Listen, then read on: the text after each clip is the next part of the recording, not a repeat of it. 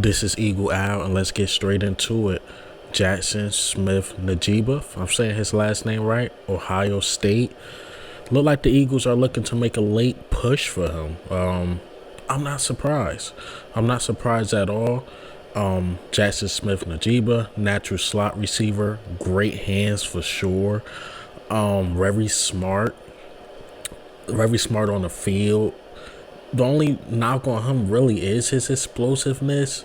As far as with us, I know if a lot of other teams want him to be a number one or a number two, there will be more problems with him because he don't really win his outside matches.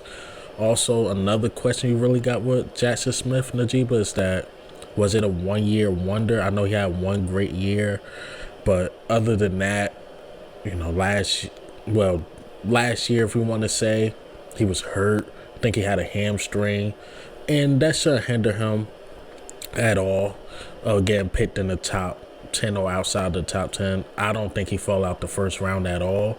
But like I said, I'm not surprised. You want as many weapons as possible on offense, especially the way Jeffrey Lurie talked. He want as many offensive weapons as possible. Now, they're like, well, if Jaxon Smith Njigba is there and Bijan Robinson is there, who would you take? I think the Eagles will take Bijan, but there is a report out there, and I'm going to put it right here.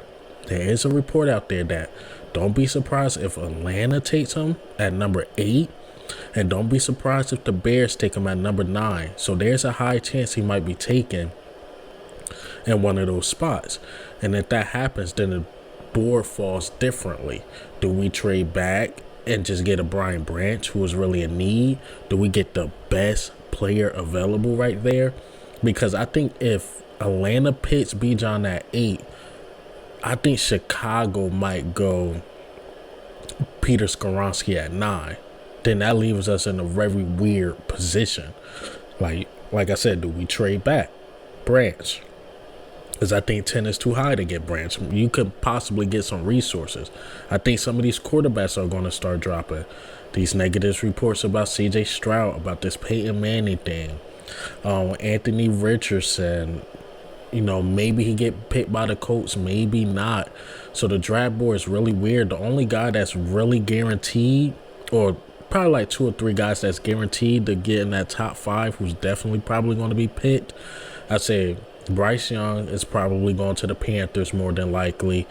Jalen Carter, I don't think he get past the Seahawks, and I don't think Will Anderson get past the Arizona Cardinals. But other than that, these other guys, you just really don't know. So I'm really not surprised Eagles are doing their due diligence. Like I said, you get a really good slot receiver, a very great slot receiver who could really help out Jalen Hurts. Like I said, also just very reliable hands. The explosiveness, like I said, is not really there. But the route running, he's everything you need in a slot receiver. But that do make the wide receiver room very interesting because last year we only kept 4 wide receivers: A.J. Brown, Devontae Smith, Quez Watkins, and Pascal. Now we get Jaxon Smith Njigba at 10. Quez Watkins and Zacchaeus, they fighting for a spot on the roster more than likely. And that's going to be really interesting. But I won't be mad at the pick at all, especially if he's best player available. I know a lot of other people would. Like, why are we getting a wide receiver? What that be? Like 4 years in a row? Jalen Reagor, Devontae Smith. If you want to say A.J. Brown, sure, A.J. Brown. That'd be another receiver. But like I said, you want as many weapons as possible. And also, when I look at Jaxon Smith Njigba, he really reminds me of Tyler Boyd. And we see how Tyler Boyd don't get his respect for what he do with the Bengals. But, man, just having him there as a reliable third wide receiver, like Tyler Boyd's not that explosive, but he got the hands. He's very smart. He knows what goes on the field. He know how to get open when the play breaks down. But he just don't get the respect like Higgins and of course, Jamar Chase. But Tyler Boyd is very, very reliable. He's the one. He's the X factor. If you play the Bengals or watch the Bengals play, Tyler Boyd, every game is the X factor because you know what Jamar Chase is going to do. You know what T. Higgins is going to do.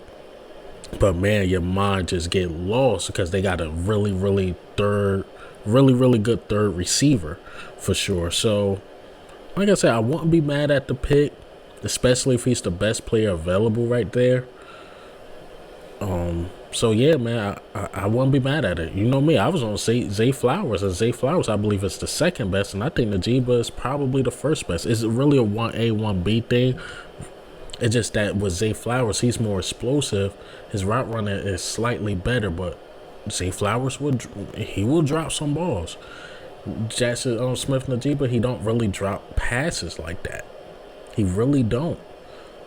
So I'm not surprised because you just don't know how the board is going to shake up, especially if Bijan get picked by the Atlanta Falcons.